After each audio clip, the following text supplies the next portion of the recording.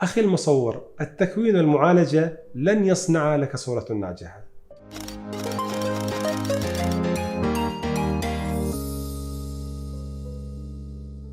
تحتاج الصورة الناجحة أن تبنى على أساس القصة وخليط من الأحاسيس لكي تخاطب القلب قبل العين، لأنه هو مركز التفكير والعاطفة.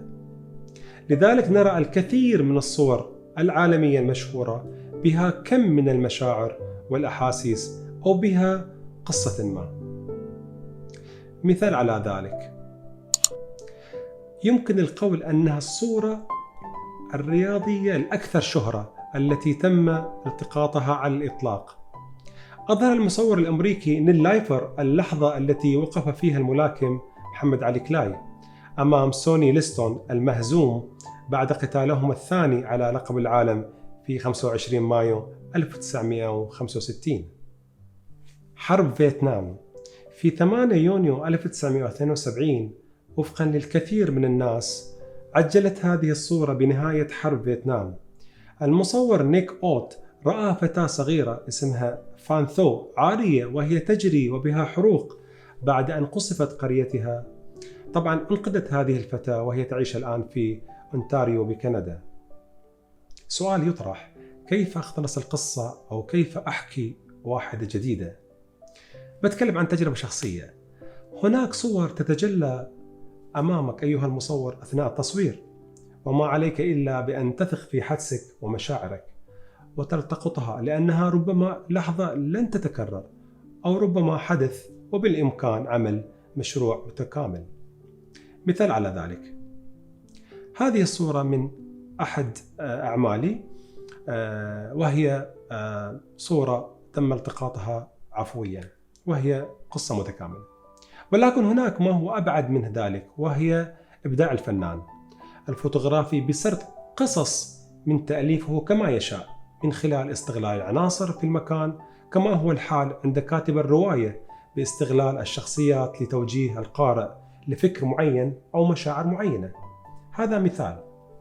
المثال هذا صورته في كشمير في أحد المنازل.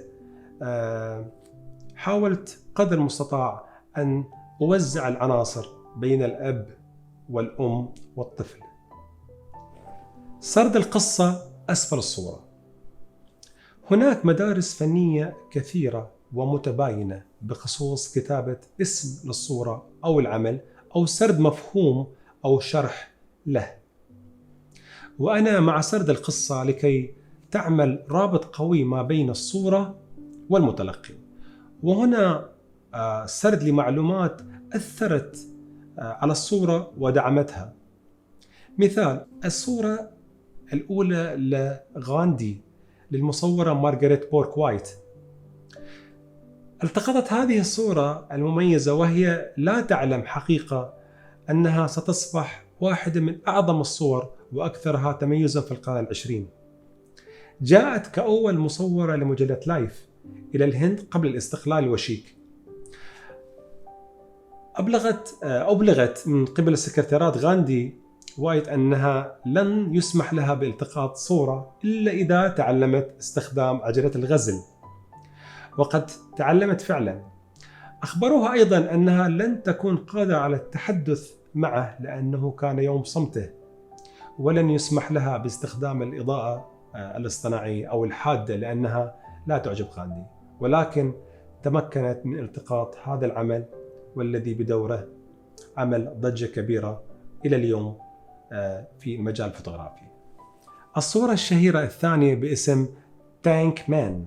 خلال احتجاجات ميدان ساحة تيان آن مان بالصين، أصبحت صورة رجل يقف في طريق رتل من الدبابات بعد يوم دامي صورة مميزة للاحتجاجات المؤيدة للديمقراطية عام 1989. الشيء الجميل والطريف أيضا في نفس الوقت هو أن هي الصورة تكون شاهد مهما طال عليها الزمن أو حاول البعض تغييبها. هذا فيديو تم عمله من قبل البي بي سي. سؤال لبعض الصينيين عن هذه الصورة، وأخليكم تعرفون على ردات فعلهم. 不是中国的，没有见过，没有，真的吗？没有。没见过。没见过，嗯，真的吗？这照片没见过这照片。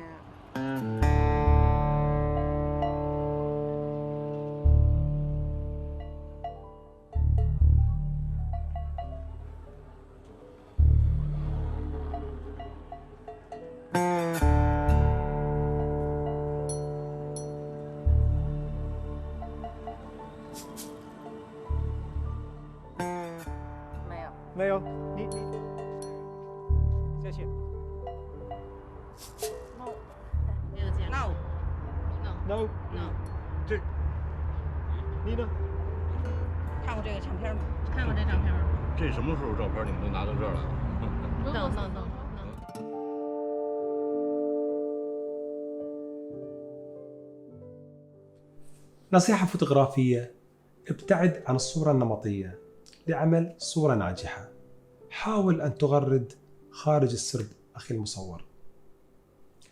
اهتم في التفاصيل الصغيرة بالمشهد الفوتوغرافي، فهي من تخلق حالة الإبهار عند المشاهد، فحاول الاهتمام بأدق التفاصيل. وصلنا إلى نهاية حلقة اليوم. يعطيكم العافية ومع السلامة.